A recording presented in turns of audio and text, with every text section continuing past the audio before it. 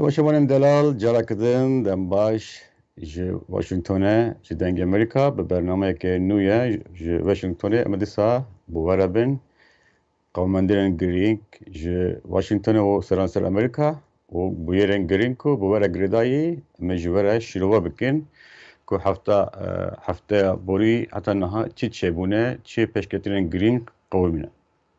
Temaşevanên delal berî ku em dest bi bernameya xwe vê heftê bikin peşî sersaxî ji malbata Profesör Nadir Nadirov dixwazin ku do koça dawî kiribû û bila ciyê wî bihuşt be serê malbata wî sax be. Dîsa îro roja dayîkbûna zimanzan helbestvan rewşenbîrê Kurd Çerkezê reş e. Ji wî re jî ji malbata wî re jî dibêjin pîroz bimbarek be rojbûna Çerkezê reş. Her du kesîtiyên girîng ji Kurdên Sovyetê ku di warê ziman wêje dîroka Kurda de helbestên Kurda de gelek afirandinên mezin çêkirine, xebatên mezin kirine. Bi vê awayî em berê dest bi bernameya xwe bikin em dixwazin wan du kesa jî bibînin. Temaşevanên delal li Washingtonê gelek bêguman hûn jî temaşe dikin ji ber Washington navenda siyaseta cîhanê ye. Pir caran her derê cîhanê cih te dayîn ku li Washingtonê çi çediber Karabedestên Amerîkî çi dibêjin daxwînî çi rengî didin. Bêguman Afganistan di bername me de ciyekê girîng digire li berê ku em vê mijarê dest pê bikin em dixwazin bi korona Covid-19 dest pê bikin ji ber ku berê çend rojan saziya xwarin û derman ya Amerîkî FDA destûra fermî da vaksîna perpûna derziya Pfizer ku ew êdî were çêkirin were karanîn heta niha hûn jî zanin destûreke awarte bû. Destûra awarte çi ye? Ji ber ku rewşên tengav rewşekê gelek xirab reş awarte bê ku ev peyvajî qonax bi rêk û pêkî werin temam kirin destûr te dayîn ku pêşî em bêjin virüs malweranî felaketek çêbe pêşî were girtin. Dema korona jî virüsa korona jî derket tirs û xem belabû û ew nexweşî gelek berfirehtir bû. û kompaniyên derman çêkirinê jî serî li destûra awarte dabûn. Da ku heta ku pisporên ve saxilemiye dermana me pêdaçînê dike, lêpirsînê dike, lêkolînê dike destûr bidir min em wan dermanina çêkin û bidin bîra giştî bidin civakê. Heta niha li Amerîka sê vaksîn dihatin karanîn Pfizer, Moderna û Johnson ev her sê jî bi destûra kindemî destûr awarte bû lê FDA niha erekir ku vaksîna Pfizer BioNTech êdî destûra temam rêk û pêk wergirtiye wateya wê çi ye? Yani hikûmet dibêje destûra ku me dayî niha em piştrast ku ev derman ji bo pêşîgirtina korona, vîrusa korona, sekirandina vîrusa korona bi bandore feydeyên wê gelek ji zararên wê mezintirin, pirtirin. Loma lêkolînên me piştrast dikin ku ev derman kerhatiye bi feyde ye. Bi rastî wate ev e. Giringiya wê çi ye di pratikê de, di jiyana rojane de? Em tim caran ji were dibêjin çawa li Amerîka beşekî mezin ya Amerîkî dijberiya xwe dijî perpûnkirinê, derziledanê nîşan didin. Hinek ji wan bi sedemen olî ola wan qedexe dike ku xwîna kesekî din têkeve nav bedena wan. Hinek ji wan dibêjin dema xude nexweşiyek dide derman ji bi xwe xwe dide, xude dide nehewcî em derman bigirin, derzi bigirin, xwe vaksîn kin. Hinek jî dibêjin aliyên siyasî dibêjin demokrat ev mijar pir mezin kirin, wekî tirsek di nav civatê de dixwazin jiyana me kontrol bikin, dixwazin dîkanên me, firoşgehên me daxin, dixwazin li ser navê me biryarê bide û ew jî destdirêjiya li ser jiyana me, azadiya me ye. Loma jî em qebûl nakin ku ew derman li ser me were fars kirine. Ji ber wê yekê gotûbêjên germ gir ji aloz berdewam dikin li Amerîka lê hinek keşê digot ji ber ku destûr bi fermî tune ye. Ez nizanim gelo ev derman ev vaksîn bi rastî bi feyde ye yan ne. Ez jî Sûdê wergirim yan wernegirim. Ji ber ku nehatiye pêdaçûn li ser ve nehatiye kirin. Lêkolîn nehatiye kirin. Zanist lêkolîn nekirine. Loma jî ez naxwazim ve derziye li xwe bidim. Niha piştî ku saziya derman û xwarin ya Amerîkî FDA bi fermî ere dike, edê ew bingeh namîne. Ji bo kesên ku bi rastî ditirsin tiştek ku ne piştrast kiriye li xwe bidin, êdî ji wan re peyam tê dayîn ku netirsin ev derman ewle ye, ev vaksîn ewle ye, ev vaksîn zararek nade ve ev vaksîn berawe ji vê yekê wê jî vîrusê diparêze. Ji ber wê yekê hinek jî dibêjin ew tişt wekî alav, wekî kartek bikartînin ku derzî li xwe nedin, wekî bahane kartînin lê bi vê awayê, bi vê biryara nû êdî hem kesên ku bi rastî ji bi tirs û goman bûn hem ji kesên ku nedixwastin derzî li xwe bidin li ser pêşiya wan derfet vedibe yan jî bahane namîne ku derzî li xwe nedin ji ber ku hikûmet niha dibêje ev derman piştrast e, ev derman parastî ye, saxlem e û ewle ye. Ji ber vê yekê jî kompaniyên mezin yên Microsoft, Facebook, Google biryar didin ku hemî xebatkarên wan ji wan re dikin mecbûrî ku derzî li xwe bidin, vaksîn li xwe bidin.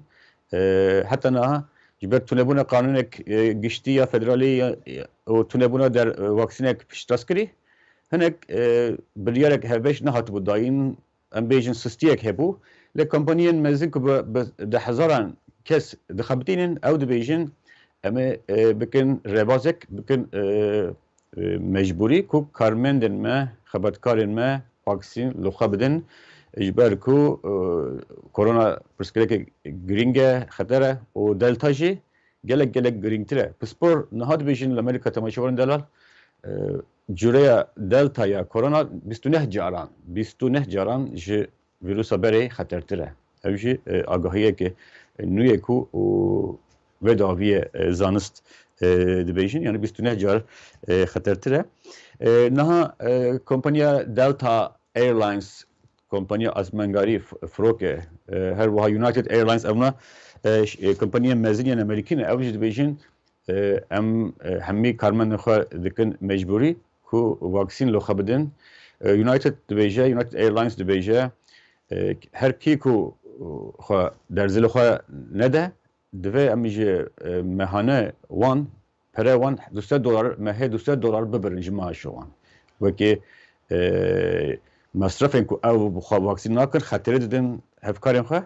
Yani ev ji siyasetekî wiha heye em dikarin bêjin ku $200 pere dibirin lê hikûmeta Pentagon bi xwe jî biryar da ku hemî endamên Pentagonê leşkerî Amerîkî mecbûrî xwe vaksîn bikin, derzî li xwe bidin. Hefteyê borî Serok Biden biryar da bû ku karmendên federalî ku ji bo hikûmeta Amerîkî kar dikin ji wan re jî kiribû mecbûrî.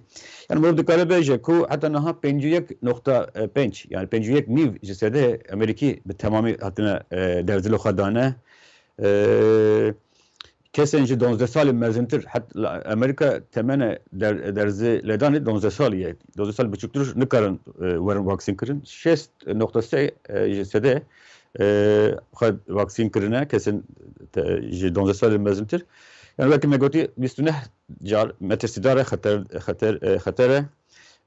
Tene 25 ji sedê em bêjin kesên ku bi korona delta dikevin tene 25 sedê ji wan vaksîn kirîne, bi temamî vaksîn kirîne. Heftê 1.5 yani heftê 1 nîv sedê kesên ku bi cûreya delta ya korona dikevin qet derzî li xwe nedane. Ev jî nîşan dide farqek çawa heye. Yani heftê 1.5 û nêzîkî 25 sedê ev farqek wa heye. Kesên ku vaksîne li xwe dixe, kesên ku nexwe gelek farqek mezin heye û kesên ji di nav sedê 25 kesên ku vaksîn kirîne û nexweş kevin nexweşbûna wan jî sivik e. Ev tûşî nexweşiyên pir mezin giran nabın. Bi awayek swik ve nexweşiye derbaz dikin. Lama jî pisporên sexlemiyê dubare dibêjin ku vaksîn kirin, derzê ledan, perpûn kirin, awayê herî başiyê parastinê ye. Bila herkes here vaksîne li xwe bide. Heftê bolê jî me gotibû hikûmeta Amerîkî niha xebatê dike ku doza sisêyan li Amerîkaya bide. Wek awayê xurtkirina sîstema parastinê ji ber ku delta xurt e, gelek xurt e û bi derbasbûna demê bandora derziyan vaksînan jî kêm dibe.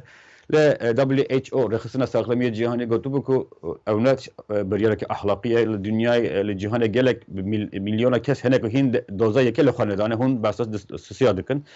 Hinek em bêjin ev xebat heye tevî ku hinek sar bûye roj demên pêşiya me de nedûre ku Amerîkî bikaribin doza sisiyan jî li xwe bidin.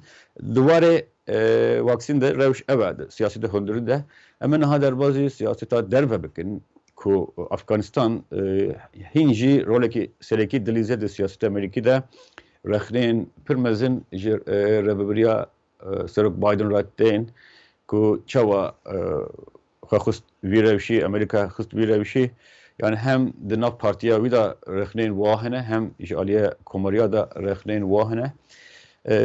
Ez dixwazim carek din bal bikişînim temaşevanên xweş dibî ku hevbirbînekî giştî, hevbirbînekî xurt li Amerîka heye ku Amerîka ji Afganistanê derkeve. Wekî hûn zanin biryara derketinê ji aliyê Trump ve hatibû dayîn. Trump serokekî komarî ye. Biden hat ev biryar meşand, domand Biden demokrat e. Yani bîra giştî Amerîkî ji mêj ve amade ye ku hezên Amerîkî ji Afganistanê werinin vekişandin, werin derxistin. Lê awayê meşandina siyaseta derketinê pir dibe armanca rexneyan ji ber ku dîmenên ku trajedîk dîmenên ku gelek kes aciz dibe rewşekî mirovahî xirab derketî hole. Biden digo 4 salên dawî Trump rol Amerîka pûç kir di qada cîhanê de hevbendên xwe hevalbendên xwe têne hiştin. Bi hatina me Amerîka carek din di zivira qada cîhanê. Lê tiştên ku çê dibin du heftene çê dibin di bîra giştî Amerîka di medya Amerîkî de di nav saziyên ramiyerîn Amerîkî de di nav gel de wekî birînek afrandiye ku çawa Biden tiştek ku vî bi tundî rexne dikirin heman tişt vî jî heman tişt kir gelê Afganî bi wê awayî hiştin niha Afganistan radestê Talibanê kirin. Yani awayê bersîvdana krîza Afganistanê meşandina siyasete dibe rexneyên pir mezin. Komarî bêguman hevrik rikeberên demokratların dixwazin her tişt ji xwe re wekî qazanç karbînin. Li vê heftê çû jî me gotibû çawa di nav Partiya Demokrata de di nav Kongresê de qasd em bêjin rêveberî de jî nerazîbûn, acizbûn hene ku Biden nekariye amadekariyên baş bikirana, nekariye şîret, şevirmendî, şevir şîret raporên saziyên istihbaratî, saziyên leşkerî guh nedawan û înat kir wekî înat got her tişt cî daye Taliban nikare pêştaçûna xwe bidomîne. Ji ber vê yekê rexnên wa hene îro rojnamanekî bi nav û deng dibêje Biden çi dike bila bike di dîrokê de bi dîmenên ku em ji ev Kabûlê dibînin bi wan dîmenena di bîra geleka da bimîne ji ber ku awayê ku kirî gelek şaş e. Yani ev Biden dibêje rekê din tune bû ku ez bikim. û ez ne poşmanim ji ber ku em gelek derengmanê ji Afganistanê derkevin. Ma 300,000 leşkerên Afganî ji bo çi bûn? Me ev hîn kirin, perwerde kirin, me çekên peşketê dan wan, me firok dan, me helîkopter dan. Ger ew welatê xwe naparêzin, em çi bikin? Çi sûcê me heye? Çün rojekê de welat radestê Talibanê kirin. Eger ev berevanî li welatê xwe nakin, êdî ne erka Amerîkayê, ne barê Amerîkayê ku em vî barî hilgirin rakin. Ji ber wê yekê jî biryare ku min daye, biryare makulane bu biryare teka biryane bu reka bu kul peşyaman hebu ku ez vê biryare bidim eger ne demek ki pir xirabe ji bo hezên wek Amerîkî hezên biyanî ji ber ku li Efganistanê germe havîne ji bo Talibanê demek ki pir baş e demsalekê pir baş e ku şer bike operasyonel mezin bike eger em niha dernekevin em ê kengî derkevin em ê bimînin bi mehan bi salan cara gidin şer tekevin şer ji ber wê yekê jî tiştek ku me kiriye rast e biryare ku me dayî rast e di vir de pirsgirêk tune ye loma jî tiştek ku me kiriye normal e niha em girîngî didin aliyê mirovahî Efganistanê Amerîkiyên ku li Efganistanê mane Afganiyên ku xudan kartên kesk dibêjin green card yani mafê rûniştinê li Amerîka heye yan jî Afganiyên ku bi saziyên Amerîkî re xebitîne wekî werger wekî alîkar wekî ajokar em bêjin bi awayan ji bo Amerîka karkirine Taliban çawa Saddam Hüseyin li Iraqê kiribû Taliban ji bi heman avê wan kesana wekî xayîn wekî sixûr dibîne Biden dibêje rêveberiya me bi awayekî pir xurt bi çar aliyan hevil dide rojane bi hezara kes em vediguhezînin ji Efganistanê ji Kabulê derdixin dibin welatên ewle yani em Afganiyan tene nahêlin piştevaniya wan dikin wana ji xeterî derdixin lê hebûna me ji Efganistanê êdî dawî hatiye Biden do jî dubare kir ku pêvajiya vekişîne prosesa vekişîne di sîyekê ve mehê de tebaxe de dawî dibe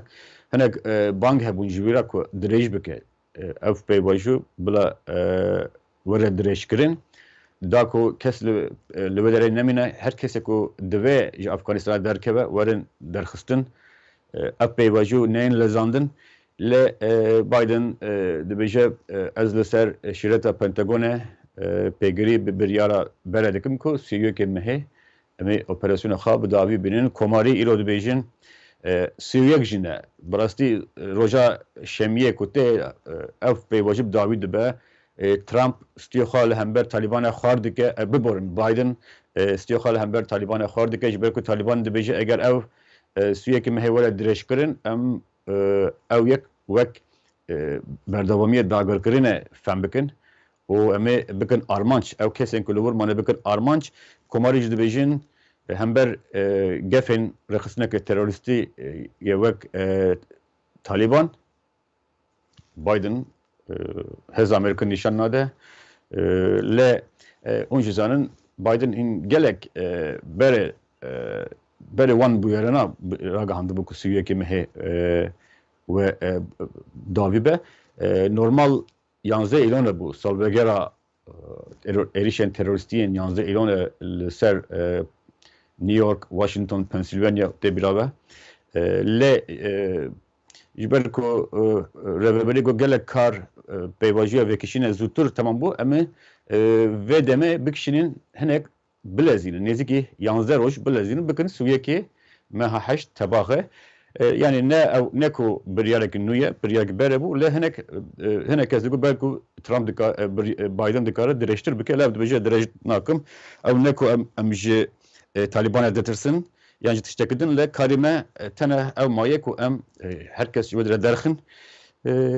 bêguman ev tiştên ku em dibînin wekî me gotî hem li bîra giştî Amerîkî hem li derve hinek nerazîbûn acizbûn dilgiranî çêkiriye ji ber ku hinek kes dibêjin yani bawerî bi Amerîka nabe çi anîn Trump çi anî serê Kurdan Biden anî serê Afganiyan hinek li gelek ciyên cîhanê tirsin wiha bela dibin cîgira serok Biden Kamala Harris jî çend rojin li Asyayê dûr e çûbû Singapurê niha îro li Vietnamê dixwaze peyama Washingtonê ragihîne herema ku dibin bandora Çînê de ye ev herema ku Çîn desthilatî ji wan re bêje ku Amerîka li piştî ye berewaniya we dike derketina me ji Efganistanê tiştekî plankirî bû ne tiştekî nû ye lê divê hûn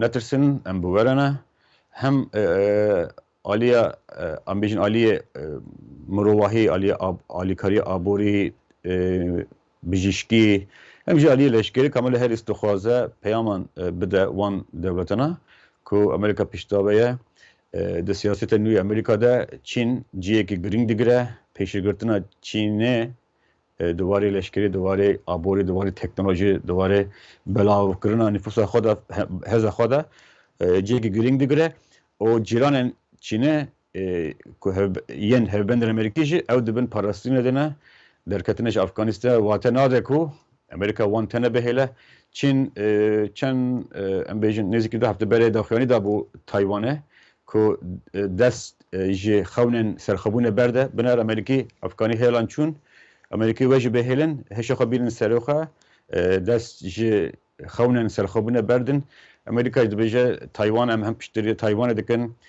هونگ کونگ ویتنام سنگاپور براتین درکه جور به جور او چوینا کاملا هریس او دخوازه هنک باوریه کو شکستیه باوریه کو هیچ دیشکه یعنی لگور هنکان و باوریه جاره کدن چه بکه جاره کدن سوز امریکیان پیگری امریکی دوباره بکه او بگو من گرینگه یعنی demek bu hada serdana ve jimare du ya رهبری امریکی سردان وان دولتنا دکه او جی گرینگه هم جیبو فهم کردن تگهشتنا گرینگیا چینه د سیاست در و امریکا ده دخوازم جا دوباره بکم چین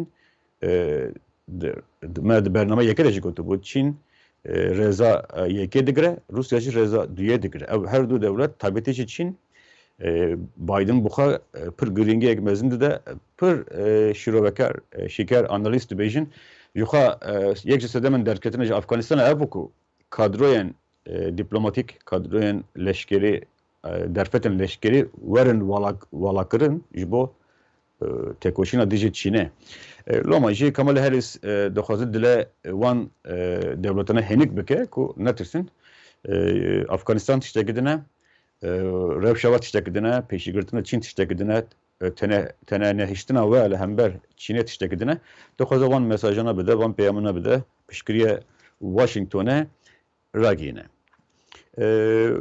و گیم دبیجن yani velatên cihanê tirs carekdin zindê dibin ku Amerîka wana bi terkîne devî ji wan ber de rojhilata navîn jî rojên dawiyê de temaşevan heja gotîbêjin wiha zêde dibin ku Iraqê û em bêjin li Sûriye her du devlet ku hejmareke mezin Kurd li bedre dijîn Herêma Kurdistanê beşek ji Iraqê herêmeke federal e Rojava herêma Rojava û aniha Bakur û Rojhilat ji ber ku gelek herêmên Rojhilat jî ketiye bin kontrola Kurdan yani ev du devlet tên binavkirin di medyaya Rojhilata navîn taybetî medyaya erebî ziman de şîrove nivîs derdikevin ku Amerîka ji Sûriye derkeve mirov dikare bêje Amerika çend hafte beri ragihandı ku erka leşkerî li Iraqê bi dawî hatiye yani Amerîkî Afganistan û Iraq wek du ezmûnên du serboriyên neserketî dibînin ku dibêjin bi salan e hebûna me li we derê heye me gelek pere xweş kirine bi sedan kes şehîd dane loma jî ev şer gelek dirêj bûn ji heda xwe pirtir dirêj bûn yani bendevariyek lenerinek tegehiştinek bi giştî çaval Afganistan heye li ser Iraqê jî heye ku Amerîka ji Iraqê destê xwe bişû ez xwe bikişîne ji xwe hezin leşkerî hatine kişandin bi hatina Kazimî jî hatibû gotûbêj kirin Amerîka dixwaze bi piştgiriya siyasî piştgiriya mirovahî aborî hebûna xwe li Iraqê bidomîne li ji ber ku Iraq bi çi awayî dişbe Afganistanê hem salên ku Amerîka li we derin mane hejmara leşkerên ku şandine bi cî kirine pere ku xaç kirine û encamên ku girtine yan jî negirtine ji ber vê yekê pir kes hebûn Amerîkî li Iraqê wekî nehewce dibînin dixwazin Amerîka ji wir derkeve hebûna xwe bike wekî me gotî çerçeveyeke dîplomatîk siyasî aborî mirovahî de bihêle bi saziyên civakî re bihêle. Lê Sûriye dozeke cudaya temaşavan delal. Rewşeke ciheye ji Iraq û Afganistanê. Çima? Hebûn Amerîka li Sûriye nû ye, ne gelek dire ji wek Îran û wekî Iraq û Afganistanê. Hejmara hezên Amerîkî gelek hindikin. Mirov nikare bide berhev biyên dema xwe de li Afganistanê û li Iraqê. Aniha Pentagon dibêje dora 1000 kes, 900 kes, yani 1000 kes hezên me li Sûriye hene. û li gor Rêveberiya Biden heta niha li Washingtonê em ti nîşane nabînin. Tu em bêjin delîlek, şîroveyek, daxuyoniyek nabînin ku Amerîka ji Sûriye derkeve berava ji vê yeke sê hefte berê rûniştekî taybet li civata senatoran hebû me di bername de jî behs kiribû. Çawa karwdestên payê bilind ya Rêveberiya Biden ji senatorên Amerîkî re dubare kir ku ew li Sûriye dimînin. Hebûna wan li Sûriye ne em bêjin tiştekî ku demekî kin de bûguhere. Ji ber ku Rêveberiya Biden dibêje bi hebûna me li Sûriye pêşî li pirsgirêkên mirovahî digire, rê dide ku alîkarî bigêje nav Sûriye bi rêka me. Em bêjin operasyonên dijî Daişê didomin bi xêra hezên Sûriye Demokratîk. Her wiha bi hebûna me em mesajek didin rejima Beşar Esad ku em li virin, em rê nadin tu bin pêkirina mafê mirovan, eşkence û kiryarên û reftarên xirab bikî.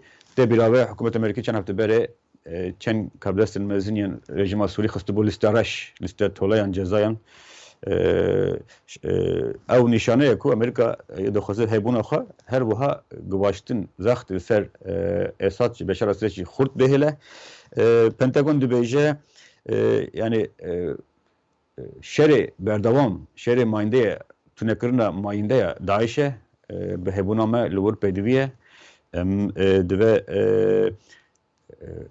hezên Sûriye Demokratîk piştgiriya em piştgiriya wan dikin, hezekî bi bandorê operasyonê xwe didomîne.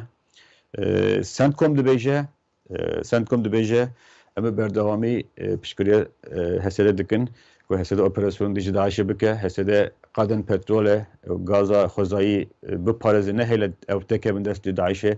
Hingê Daeş bi wan jêder deramet bi wan çavkaniyên xwezayî gelek dahatî ji xwe re çêkiribû dibe ew di destê rejîmê de nebin, di destê Daişê de nebin, destê Hesedê de bin. Doku Hesede bikaribe operasyona xwe bidomîne, hem jî nehêle ev jêder tek hevin destê wan kesine. Yani CENTCOM bi vê awayî de jî girîng dibine. CENTCOM dibêje di destê Hesedê de bi hezaran girtiyên Daişî hene. Ew pirsgirêkeke hebûna me di vî barî de jî girîng e, divê biyaniyên Daişiyên biyanî ne Sûrî û ne Iraqiyên biyanî divê werin veguhastin welatê wan. Hebûna me ji ber vê yekê jî girîng e.